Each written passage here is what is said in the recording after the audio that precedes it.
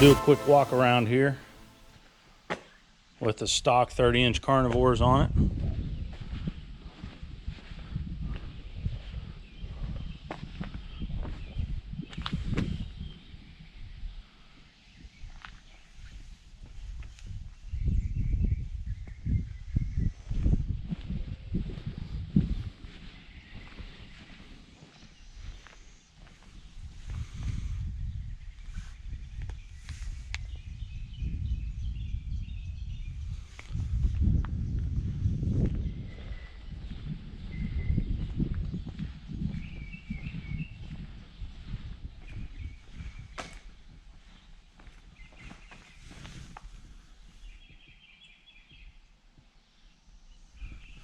All right, now let's get it back in here and get these bad boys on.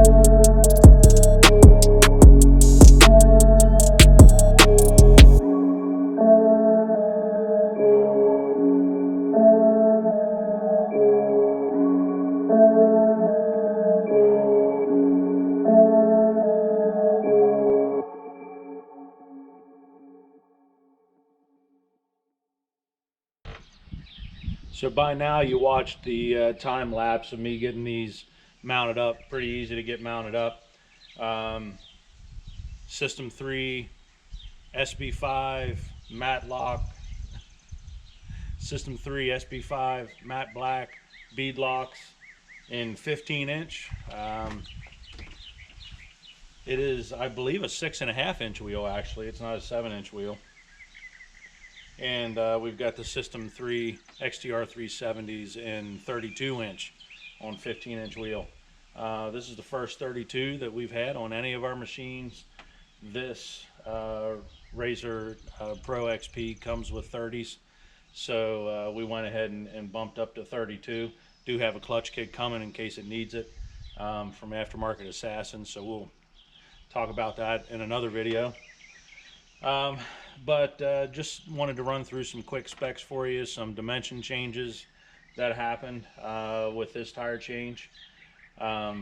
As most of you know, these are running stock as a 30-inch carnivore. Weird thing about Polaris, you think they got it right by creating a square setup. So all the tires are 13 by 10 tires on a 14-inch wheel, but they're still using different size, different width wheels. I don't understand why they're doing that. Just make the track the same on the front and rear, use the same size wheels, and we'll all be great. But for some reason, they're using a 6-inch wide wheel and a 7-inch wide wheel. So even though it looks square, it's not, and you still can't rotate it properly. Kind of goofy in my opinion.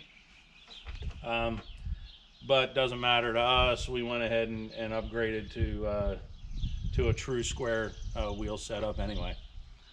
One point of note here is the stock tires.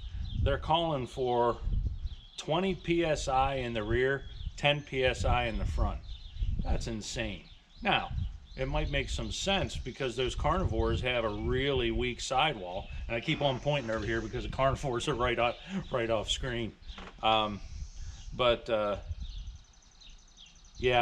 I have a buddy, one buddy that runs the carnivores. He still loves them, but I think that's because he invested in them and he doesn't want to admit that he needs to buy something different. But he's blown multiple carnivores. He runs higher pressure in them now. He hasn't had any trouble, but everybody knows that with higher pressure comes less traction, and we want traction. That's why we're buying these tires. So on this, I'm starting out right now at 12 in the rear, 10 in the front. I normally run between 8 and 10 psi, so we'll try 12 and 10, but I'm guessing that we're going to go from down to 10 and 8, front and rear. But great tires. We already know we love them, and we're just going to keep on buying them. Yes, they're heavy, or the carnivores are super light. I'm not sure which one it is. It's probably a little bit of both, but one of these 32-inch tires weighs 46 pounds. Guess what? A wheel and tire, a stock wheel and tire weighs for this machine 46.5 pounds. So these do get considerably heavier. I weighed the wheels and the tire together, and they were 64 pounds. So definitely heavier, but a lot more durable, and we got some ride height out of it too. So that's one of the things that we're going to talk about here is ride height and then track width. So from a ride height standpoint, we gained just about half an inch. So it's a 32-inch tire compared to a 30-inch tire that was stock, but we gained about half an inch front and rear.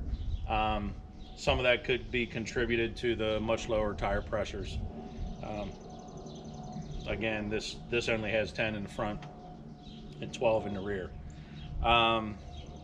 Another important point that I'm sure everybody is concerned about is track width. So these SB-5s are a 5+2 wheel with a 38 millimeter offset, plus 38 millimeters. So they're not as wide as some of the 5+2s. For instance, STI 5+2s that I have on the RS1, they're 30 millimeters. So you got 8 millimeters wider on both sides. When I measured this, the stock tires from outside to outside, so I'm talking, very outside of the lugs, it was 67.5 front and rear. So perfectly square setup. 67.5 in the back, 67.5 in the front. When I put on the SB-5s with the System 3 wheels, a little bit wider than stock, they are 69 7/8 on the front and 69 3/4 on the back.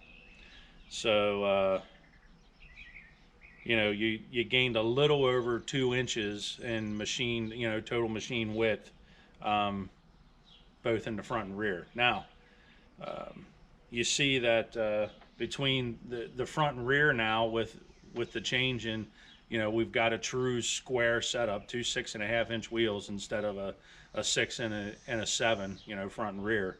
Our difference is the rear is more narrow by 1/8 of an inch. So, you know, 1/16 of an inch on each side. On the RS1 and on the XP1000, I do run spacers on them. Don't have to. I didn't for the longest time, but I threw some 1-inch spacers back there. Like the track a little bit wider in the rear. Some people say narrow in the rear is good. I like the way it handles that way with the RS1. So this one, we're just going to leave it alone. You know, 1/16 of an inch is nothing to worry about. And from the factory, they had it perfectly square. So that, I believe, is pretty much it on the specs. Again, much heavier tire. They're about 20 pounds. Actually, hold on a second. Yeah, about 18 pounds heavier per tire with the System 3s. But we expect to get a much better ride out of these. This RZR has plenty of power to turn those wheels, so I'm not worried about that. And we have heard a little bit about a weak clutch in these, you know, weak springs. So again, I've got I've got new springs, new weights, and a new helix on the way for high load, and we'll see how they do. We're gonna run them without the clutch kit. See how it does. If we get some belt slip, then we'll throw the clutch kit in. I'll have it sitting here on the shelf if we need it. But that's pretty much it. I should probably do another review of the XTR370s. I'll piggyback a little bit of information here for you. These tires are just hands down amazing.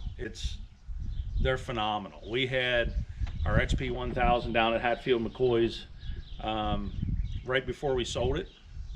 It was probably about the week before we sold it, you know, to be able to take this one on. That had fresh XTR370s on it, 30-inch. And we got some rain. Rode a lot of the Outlaws down there. And what I was able to do with those XTR370s on slick rocks and 2-wheel drive on steep inclines just totally blew my mind. I couldn't believe the traction that I had. Didn't spin. They just grabbed and motored right on up the trails. Didn't really need all-wheel drive or 4-wheel drive while we were down there. Again, just phenomenal how well these tires work. So if you're, you know, in the Northeast, Pennsylvania, Maryland, Virginia, West Virginia, New York, even, you know, New Hampshire, you know, Vermont, Maine. We're going to have a geography lesson here. Connecticut. Anyway, anywhere where it's mountainous and, you know, you've got some rocks and you've got loose dirt and you've got mud, snow, these XTR370s are the best thing we've seen. Unbelievable. And we've had friends that are not wedded to their carnivores, changed from carnivores to the XTR370s, and they couldn't be more pleased. Everybody that's running them right now, we've got 8 machines with these on. Everybody absolutely loves these tires. So if you're considering getting another set of tires for your side-by-side, and you live in these mountainous regions, you know, where you have this big mix of terrain, get the 370s, man. You can't go wrong. You will not be displeased. And I shouldn't say this because it always jinxes things, but we haven't put a hole in one of these yet. And we put them through some pretty nasty stuff and some pretty sharp rocks, and they haven't missed a beat. Been awesome tires. So, hey, thanks for watching. Thanks for supporting our channel. Make sure you subscribe, hit the alerts bell so that you can see what we're doing to this machine next. You can see we've got some Hauser Racing tree kickers on here, so we'll do a quick video on those. And we've already started adding accessories, so we do have footage, and you may see it before this video, you may see it after, but make sure you like and subscribe so that you're alerted whenever this this new stuff comes out. And our P shifter in there too. Hey, see y'all later. Thanks for watching. Take care. Bye.